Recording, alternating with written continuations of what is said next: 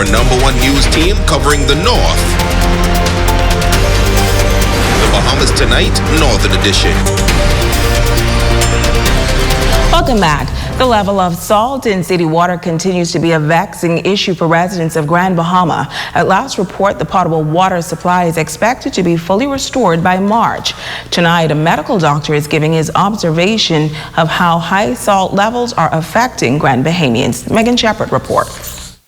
Dermatologist and family medicine practitioner Dr. Eric Brown admits that he is not 100% sure of the salinity levels in the water, but notes that since the hurricane, the concentration is obviously higher. He says he's noticing an increase in patients presenting with more intense symptoms. I'm finding that there is an increase in certain types of skin rashes that I've seen before, but to some degree, I've seen a slight increase in persons who have already had stuff like eczema or were prone to certain types of skin diseases that are related to their genetics, but is exacerbated by the fact that they became exposed to the actual saltine in the water, or the salinity of the water, which has increased. And I'm saying that on a regular basis.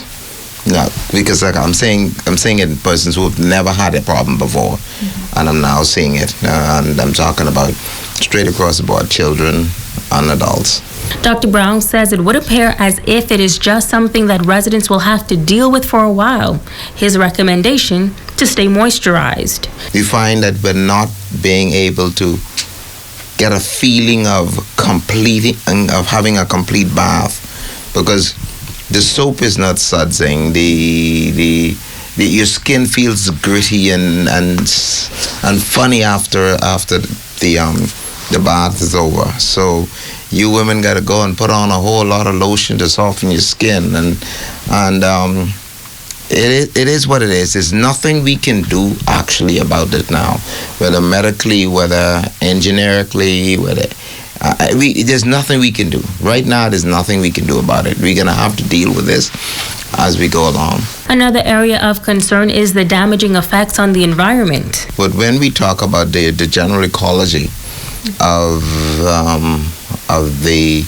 the salt being in the water, we're talking about the content affecting every aspect of our lives, the human aspect, the environmental aspect, the ecological aspect of it, because the concentration will affect even the fish or the birds in the pond, or even the little animals that you find, because they depend on going to the little wells and drinking from there. So they're all mixed up as well.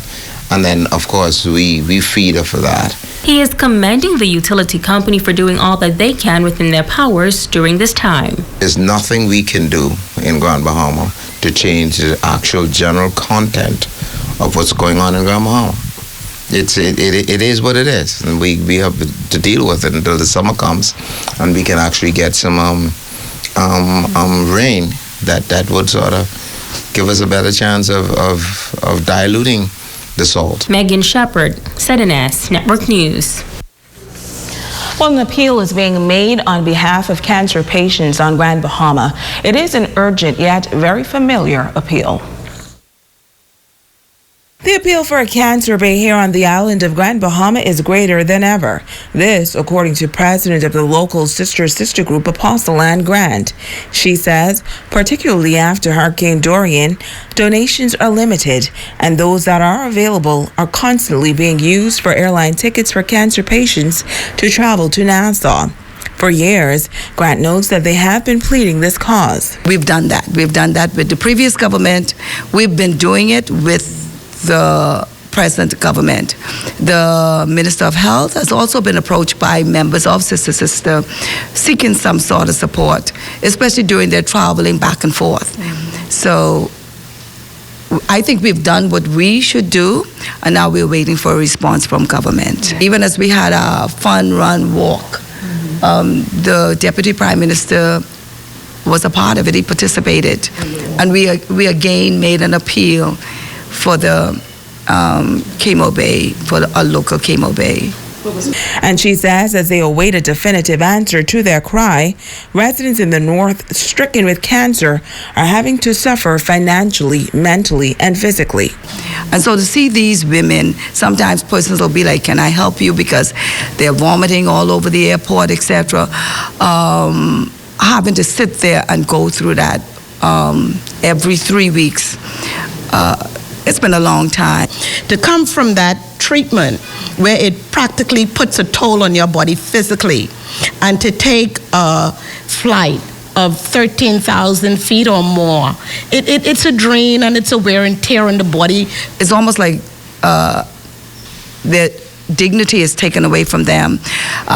Sometimes they have to take a little bag with them because of the after, the effects of the chemo. And then eventually, this is what normally happens, eventually you would hear them say, come and see me, and you go there in private, and they'll say to you, I'm tired, I don't want to make another trip.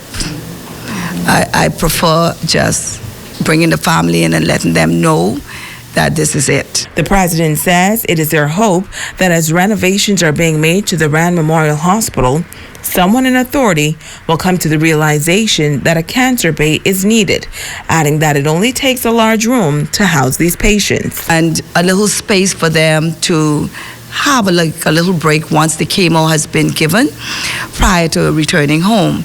And so it's not like we need a whole building, an entire building, or 3 or 4 rooms. It's my understanding that it's just a considerably large room that can house what is needed for chemo, and it will save a lot of lives. The group says this year they intend to intensify their efforts as they continue to make this appeal. Finally, in news this evening, the U.S. Embassy continuing its partnership with the Beacon School to empower students with special needs this past Monday. The Embassy donating a wide range of supplies for both students and teachers to use for the remainder of the school year. Funded by the U.S. Northern Command Foreign Humanitarian Assistance Program, the supplies were transported from Florida to Grand Bahama through the generosity of private donors in Florida. And that's a look at stories making news. Romiko, you're dressed in pink. What's coming up in sports? Why you have to mention my pink, though? I love when you put on your pink. But what's coming up in sports? Well, the opening day of the Tip-Off Classic took place yesterday at the St. George's Gymnasium. Some of the top-tier players in Grand Bahama are competing, and it's exciting to see. Awesome. Stay with us, Romiko Knowles, to check on sports when we come back.